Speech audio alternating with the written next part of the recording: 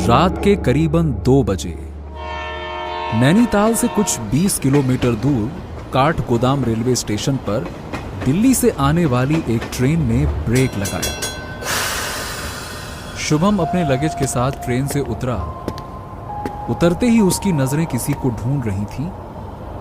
उसे उम्मीद थी कि प्लेटफॉर्म पर कोई तो उसका इंतजार कर रहा होगा, मगर आसपास सिवाय लैंप पोस्ट की पीली रोशनी और उसकी अपनी काली परछाई के दूर दूर तक कोई नहीं था। चारों ओर सन्नाटा पसरा हुआ था। शुभम ने अपनी नजरें चारों ओर घुमाई। ये दोपहर को ही तो केयर टेकर से बात हुई थी। उसने कहा था कि वो 2 बजे प्लेटफॉर्म पर ही रहेगा, लेकिन यहां तो दूर दूर तक कोई भी नहीं है। उसे फोन लगाता हूं। अरे यार, ये क्या मुसीबत है। अभी सुनसान जगह में मैं अकेला करूं तो करूं क्या। शुभम के कदम स्टेशन के बाहर जाने वाले गेट की ओर मुड़ गए। वैसे शुभम की उम्र कुछ 28 साल की है। सिविल इंजीनियरिंग करने के बाद नैनीताल में उसकी नई पोस्टिंग हुई है। उसे जल्दी से जल्दी नैनीताल पहुंचकर ज्वाइनिंग करनी है। यार, यहां भी कोई नहीं है। स्टेशन के बाहर भी चारों तरफ वीरानी छाई हुई थी। गुस्से में तमतमाते हुए शुभम ने अपनी जेब से सिगरेट निकाली।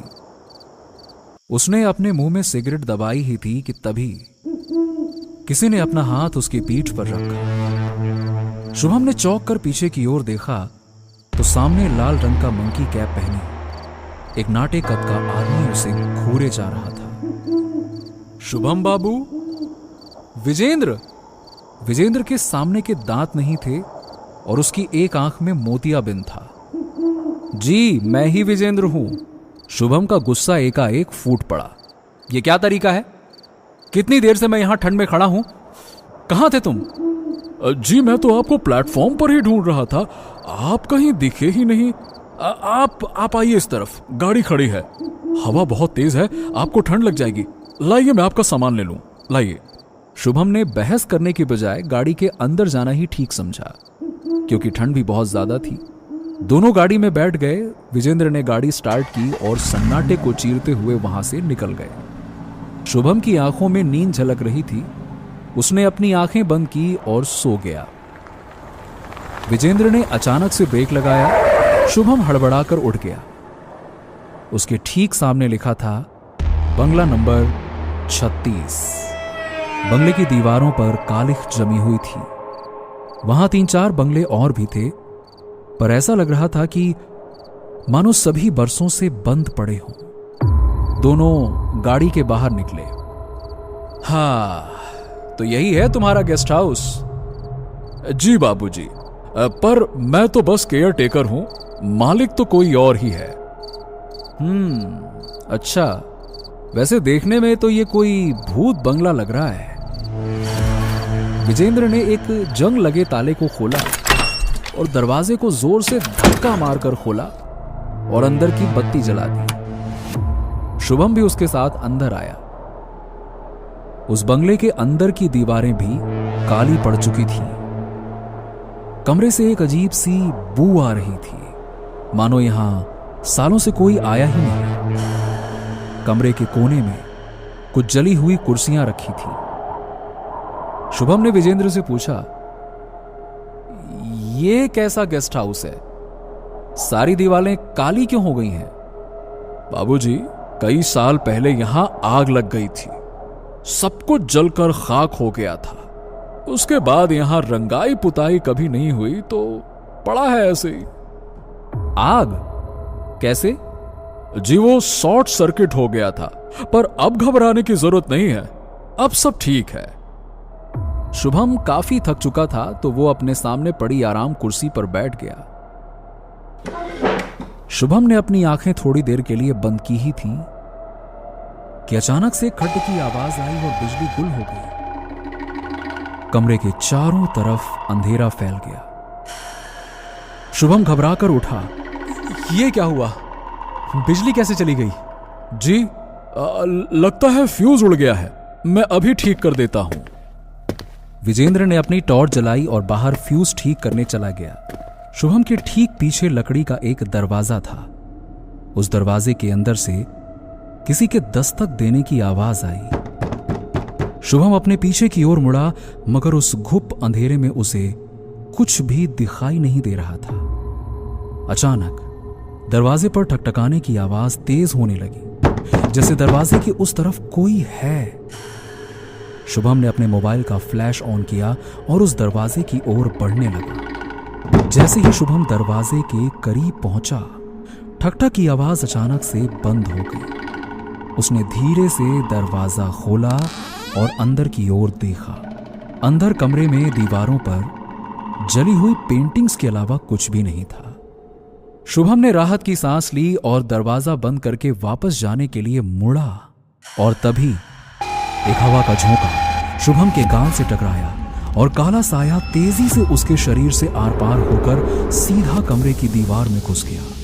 शुभम के हाथ से मोबाइल छूटकर फर्श पर गिर गया। उसके दिल की धड़कनें तेज हो गईं और डर के मारे उसके मुंह से एक हल्की सी चीख निकल गई। इससे पहले कि वो कुछ समझ पाता, फिर से जोर से खट की आवाज आई और बंगले में बिजली वापस आ गई। शुभम को कुछ समझ नहीं आया कि उसके साथ अचानक से ये क्या हो गया था। क्या ये उसका भ्रम था या वाकई में उसके कमरे में कोई था? शुभम बाबू, अब आप निश्चिंत हो जाइए, मैंने फ्यूज ठीक कर दिया है, अब कोई दिक्कत नहीं होगी। विजेंद्र ने शुभम के चेहरे पर एक डर महसूस किया। क्या हुआ शुभम बाबू, कोई परेशानी? शुभम अब भी शौक में था। हाँ, नहीं कुछ भी नहीं। सुनो, कल मुझे 10 बजे ऑफिस में रिपोर्ट करना है। आज की तरह कल लेट मत होना, ठीक है? टाइम पे आना। विजेंद्र ने अपने चेहरे से मंकी कैप हटाया। शुभम उसकी सफेद दाढ़ी देखकर चौंक गया। विजेंद्र की उम्र लगभग 70 साल की होगी। जी आप बिल्कुल घबराइए मत, मेरा घर पास में ही है, मैं कल 9 बजते ही आ जाऊंगा, आप तैयार रहना। तुम, मेरा मतलब आप तो काफी बुजुर्ग हैं, विजेंद्र ने मुस्कुराते हुए कहा। जी, थोड़ा बूढ़ा जरूर हो गया हूं, पर शरीर से लाचार नहीं हूं।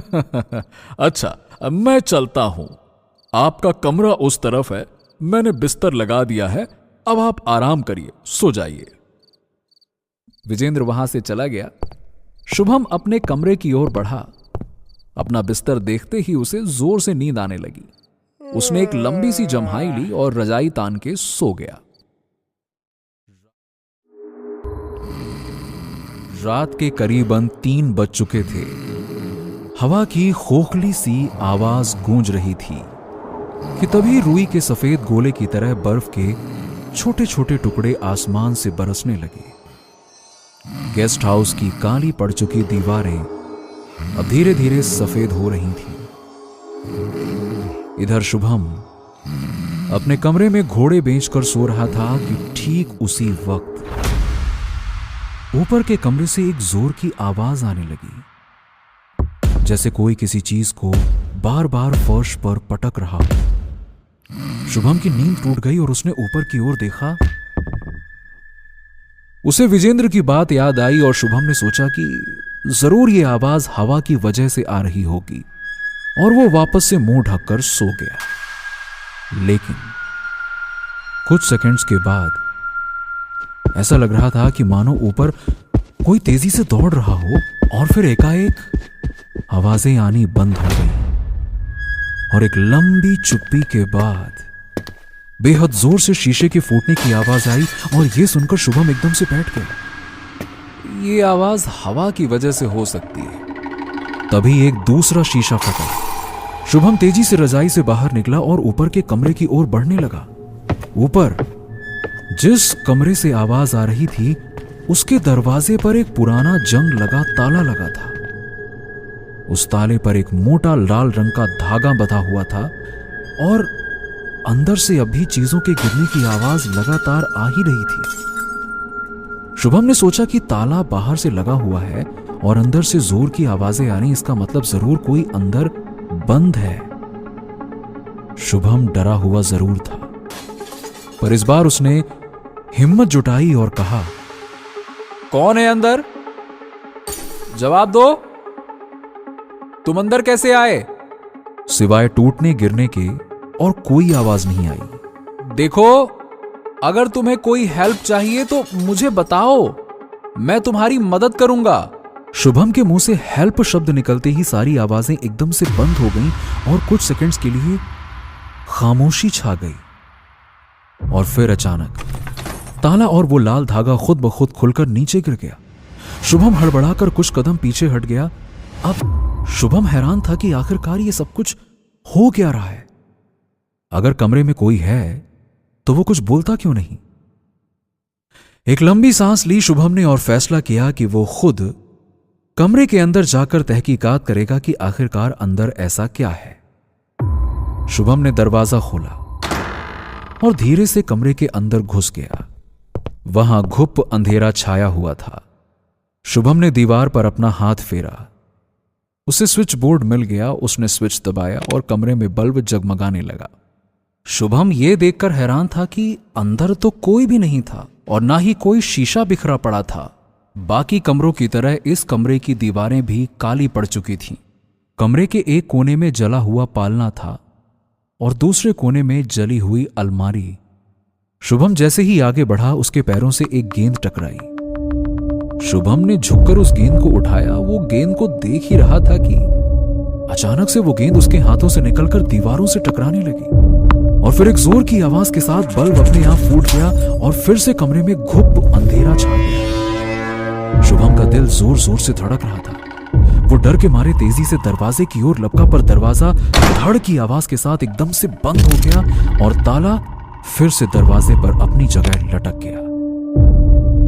शुभम ने दरवाजा खोलने की बहुत कोशिश की, लेकिन वो असफल रहा। शुभम उस कमरे में अब कैद हो चुका था। उसे कुछ समझ नहीं आ रहा था कि वो करे तो करे क्या। उसने वापस अपने मोबाइल का फ्लैश लाइट ऑन किया। ठीक उसी वक्त अलमारी से किसी के सिसकने की आवाजें आने लगी। शुभम घबराते घबराते अलमारी की ओर बढ़ने लगा और इस कड़कड़ाती ठंड में भी शुभम के माथे पर पसीने की बूंदें उभर आईं। कौन है अंदर? कौन है? कौन है अंदर? सिसकने की आवाज और तेज हो गई। शुभम ने अपने कांपते हाथों से अलमारी का दरवाजा खोला तो उसने अंदर देखा शेल्फ पर एक बच्चा कोहनी में अपना मुंह छुपाए रो रहा था। उसकी गोद में स्नोमैन का एक फटा पुराना सा सॉफ्ट टॉय था। शुभम की आंखें फटी की फटी रह गई। उसने अपने आप को संभालते हुए कहा, कौन हो तुम और अंदर क्या कर रहे हो? तुम ठीक तो हो ना? बच्चे ने रोना बंद किया। उसने अपना चेहरा धीरे धीरे ऊपर उठाया और शुभम की ओर मुड़ा। वो बच्चा कुछ 10 से 12 साल का होगा। उसने टूटी हुई आवाज में कहा, हेल्प। शुभम उस बच्चे का हाथ थामने ही वाला था कि अचानक से उस बच्चे के हाथ से लंबे नाखून निकले। ये देखकर तो शुभम का कलेजा बाहर आ गया। इससे पहले कि वो कुछ सोच पाता, उस बच्चे ने अपने नाखून शुभम के हाथों में गड़ा दिए। शुभम की चीख निकल गई और वो वहीं चक्कर खाकर गिर गया।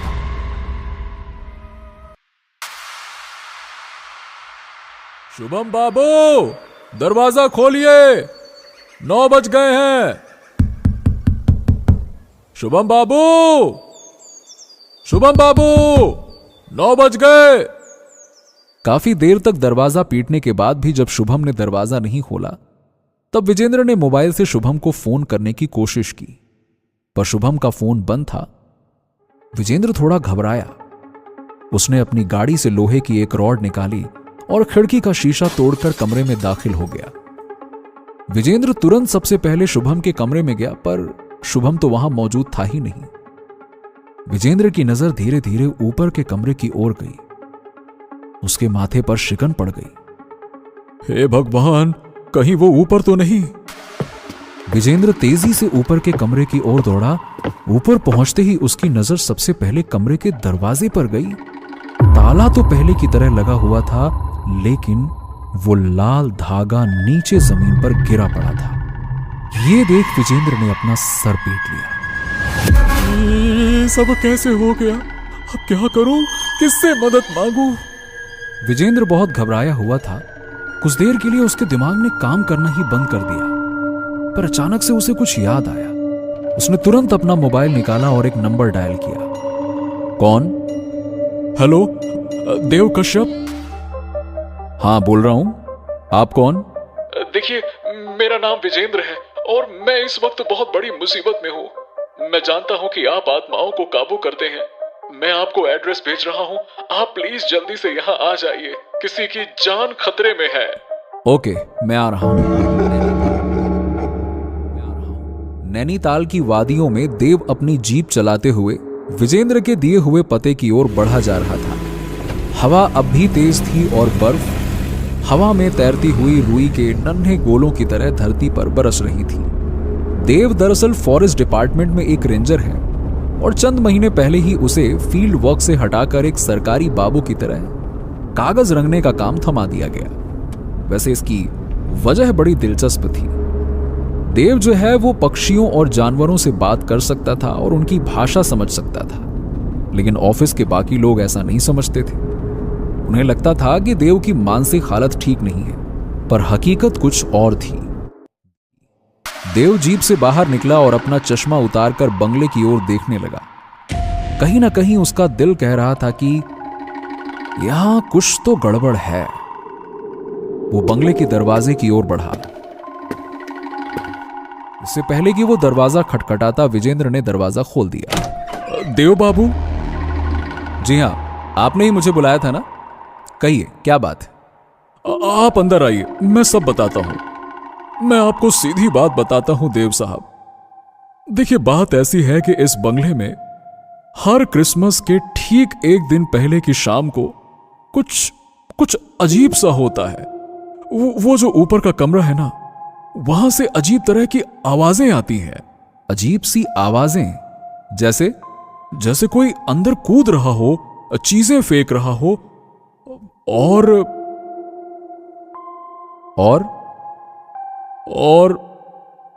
और यहां से क्रिसमस के एक दिन पहले 2 लोग गायब हो चुके हैं।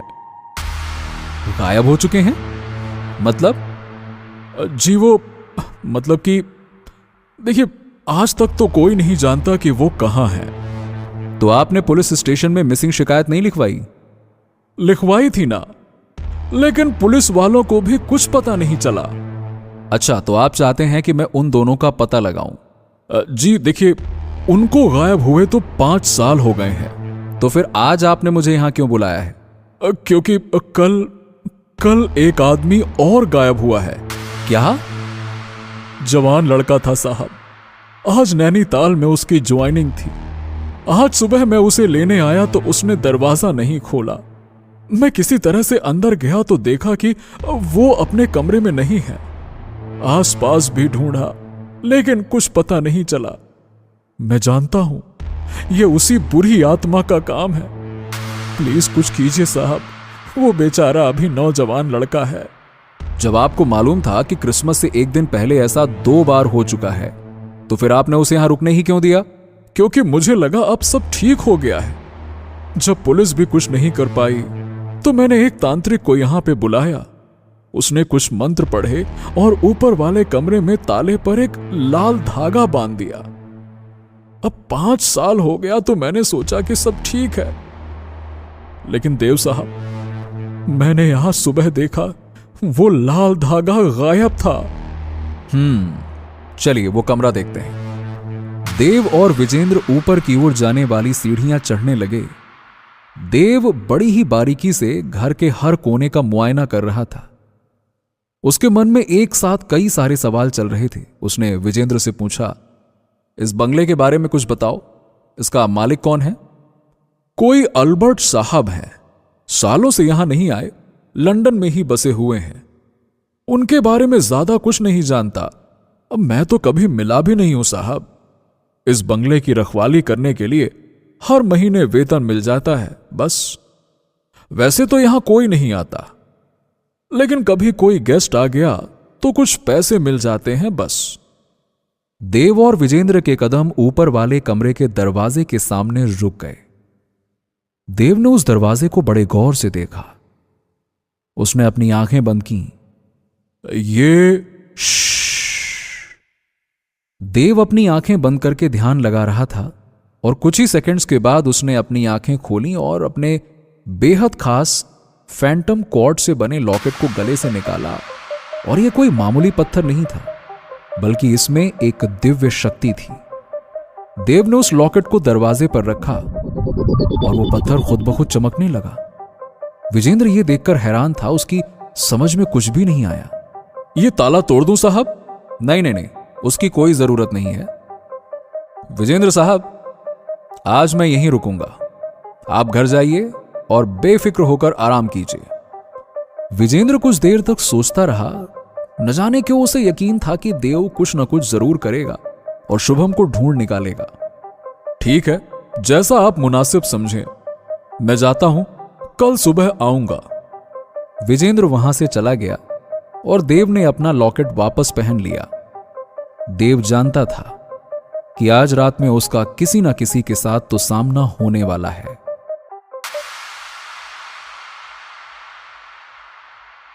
आधी रात बीत चुकी थी। बाहर अब भी बर्फ पड़ रही थी और तेज हवा के झोंके बंगले की खिड़कियों से टकरा रहे थे। देव ठीक उसी बिस्तर पे आंखें मूंद कर लेटा था जहां पिछली रात को शुभम सोया था। अचानक से कमरे में एक बिल्ली के रोने की आवाज आई। देव ने तुरंत अपनी आंखें खोली और उसकी नजर अंधेरे में चमक रही दो आंखों पर गई। काले रंग की वो बिल्ली जैसे देव को कुछ बताना चाह रही थी। तभी ऊपर के कमरे से गेंद के पटकने की आवाज आई। बिल्ली झट से कमरे से बाहर भाग गई और आवाज धीरे धीरे तेज होने लगी। देव समझ गया कि ऊपर के कमरे में किसी की आत्मा जाग उठी है।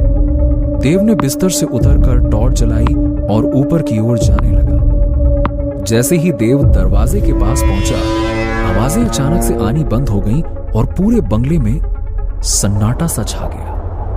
और तभी अचानक से दरवाजे पर लटका ताला अपने आप खुलकर जमीन पर गिर गया। देव के चेहरे पर कोई भाव नहीं थे। उसने एक गहरी सांस भरी और कमरे के अंदर दाखिल हुआ। देव ने बल्ब का स्विच ऑन किया। कमरे में रोशनी फैल गई, लेकिन कुछ ही सेकंड्स के बाद एक जोर का धमाका हुआ और बल्ब बुझ गया। उस कमरे में अंधेरा वापस फैल गया। देव ने टॉर्च की लाइट कमरे के चारों ओर दौड़ाई। फर्श पर एक गेंद लुढ़कते हुए कमरे के एक कोने में जाकर रुक गई। सिवाय उस गेंद, चली हुई कुछ तस्वीरों और अलमारी के वहां किसी और का नामो निशान तक नहीं था। जैसे ही वो अलमारी के पास पहुंचा, उस पत्थर की रोशनी तेज हो गई। मैं जानता हूं कि तुम अंदर हो। मैं तुमसे सिर्फ बात करने आया हूं। जवाब दो, कौन हो तुम और इस घर में क्या कर रहे हो? किसी की कोई आवाज नहीं आई। देव समझ गया कि उसका सामना एक जिद्दी आत्मा के साथ हो रहा है। और ठीक उसी वक्त फर्श में पड़ी गेंद हवा में उछली और हवा में ही रुक गई। हवा में रुकी गेंद अचानक से हरकत में आई और सीधा देव के माथे से जोर से टकराई। देव इसके लिए बिल्कुल तैयार नहीं था। वो जमीन पर लड़खड़ा कर गिर गया। उसने चिल्लाकर कहा, देखो, मैं तुम्हें कोई नुकसान नहीं पहुंचाऊंगा। मेरे सामने आ जाओ। देव के ऐसा बोलते ही अलमारी का दरवाजा एक झटके के साथ खुला और उस बच्चे की आत्मा छलांग मारते हुए दीवार पर चिपक गई। देव उस आत्मा को देखकर हैरान हो गया, क्योंकि वो आत्मा एक बच्चे की आत्मा थी। देव के माथे पर पसीने की कुछ बूंदें उभर आई। उसने अपने आप को संभाला और उठकर खड़ा हो गया। देव और उस बच्चे की आत्मा एक दूसरे को घूरती रही। देव ने उस आत्मा से कहा, देखो, मैं नहीं जानता कि तुम कौन हो, लेकिन इतना बता सकता हूं कि मैं तुम्हारा बुरा नहीं चाहता। मुझसे बात करो। कौन हो तुम और इस घर में क्यों भटक रहे हो? बच्चे की आत्मा के गुर्राने की आवाज आई। वो दीवार पर रेंगता हुआ देव के चारों ओर घूमने लगा। थोड़ी देर गोल गोल घूमने के बाद वो आत्मा रुक गई। उसकी आंखें लाल हो गई। अचानक से उसके दांत और नाखून तेज हो गए। उसने देव के ऊपर पूरी फुर्ती के साथ छलांग लगाई और देव के गाने पर अपना पंजा दे दिया। देव के गालों पर 5 नाखूनों का एक लंबा सा निशान पड़ गया, जिससे कि खून रिसने लगा। बच्चे की आत्मा ये करने के बाद तुरंत वापस से दीवार से चिपक गई। देव को बहुत जोर का गुस्सा आया, लेकिन उसने अपने जज्बात को काबू करते हुए आत्मा से कहा, देखो देखो बेटे, मेरी बात ध्यान से सुनो। मैंने कहा ना तुमसे, मुझसे घबराने की जरूरत नहीं है। इससे पहले कि देव अपनी बात पूरी कर पाता, उस बच्चे की आत्मा ने उस पर एक बार फिर से वार किया, पर इस बार देव तैयार खड़ा था। देव ने छलांग मारते हुए उस बच्चे के हमले से खुद को बचाया और तुरंत अपना लॉकेट निकालकर उस बच्चे की आत्मा के सामने कर दिया। पत्थर की तेज रोशनी बच्चे की आत्मा की आंखों से टकराई, उसकी आंखें चौधी आ गई। वो जोर जोर से चिल्लाने लगा और उल्टे पांव तेजी से अलमारी के पीछे जाकर छुप गया।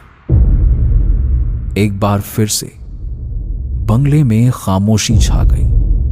देव थोड़ी देर के लिए फर्श पर पड़ा रहा। उसने अलमारी की ओर देखा और अपने आप को संजोकर उठ खड़ा हुआ। उसने पत्थर को अपनी मुट्ठी में बंद कर लिया। धीरे धीरे देव के कदम अलमारी की ओर बढ़ने लगे। जैसे जैसे देव अलमारी के नजदीक बढ़ रहा था, बच्चे की आत्मा की गुर्राने की आवाज भी तेज हो रही थी।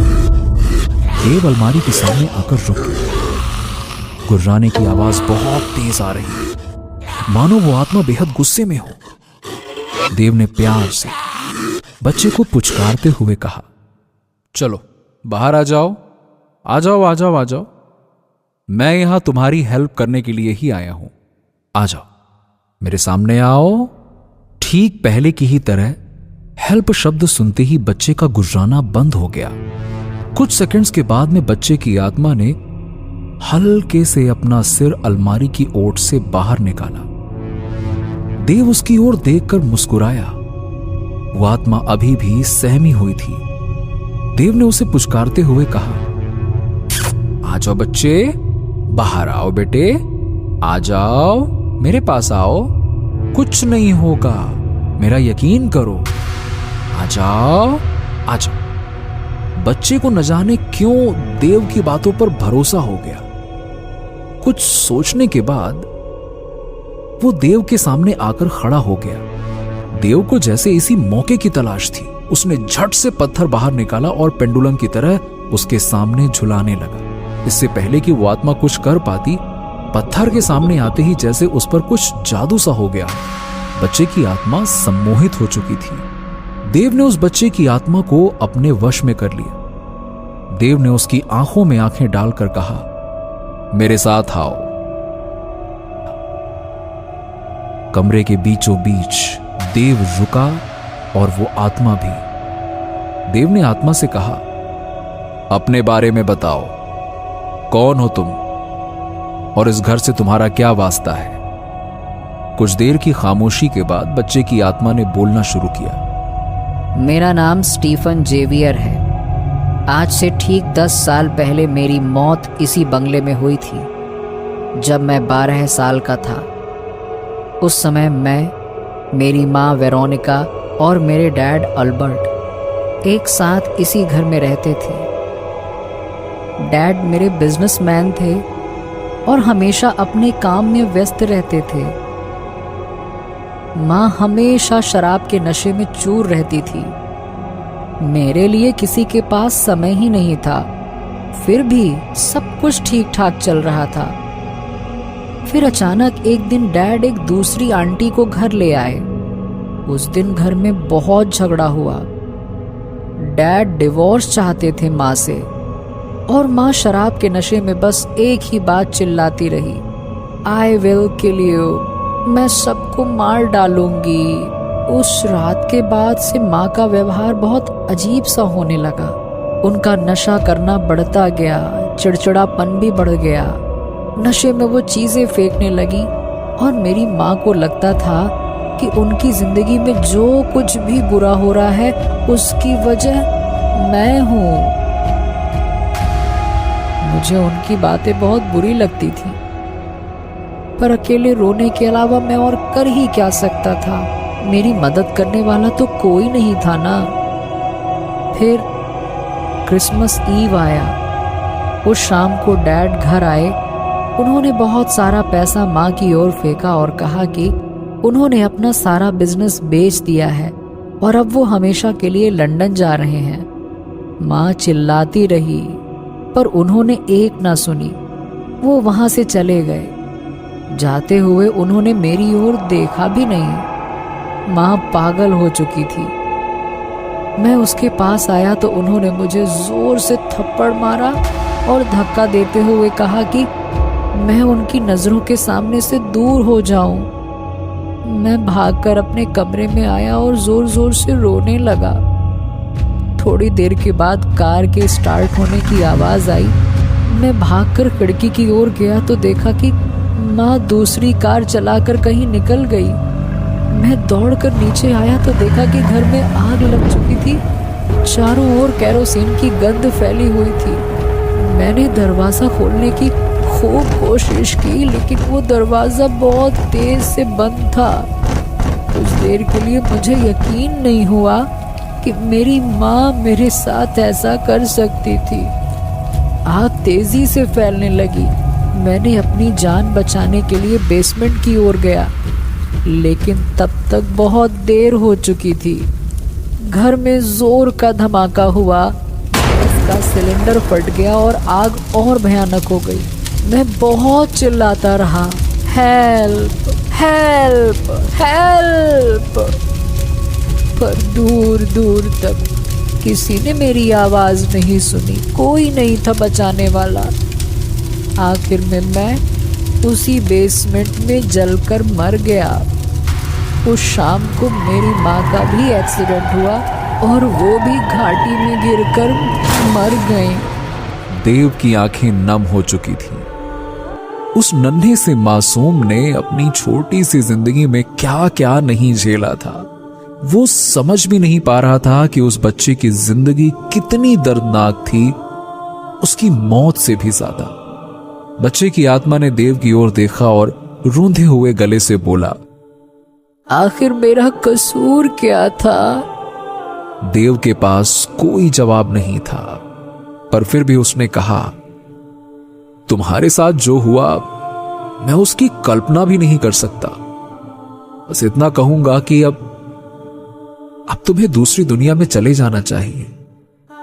तुम्हें इस दुनिया से मुक्ति चाहिए। मैं तुम्हें मुक्ति दूंगा। बच्चे की आत्मा की आंखों में उम्मीद भर आई। उसने कहा, ऐसा हो सकता है? बिल्कुल, लेकिन उससे पहले तुम्हें मुझे यह बताना होगा कि वो लड़का कल से कहां गायब है। वो नीचे उसी बेसमेंट में है जहां मेरी मौत हुई थी। और बाकी के दो? वो भी वही हैं, लेकिन वो अब जिंदा नहीं है।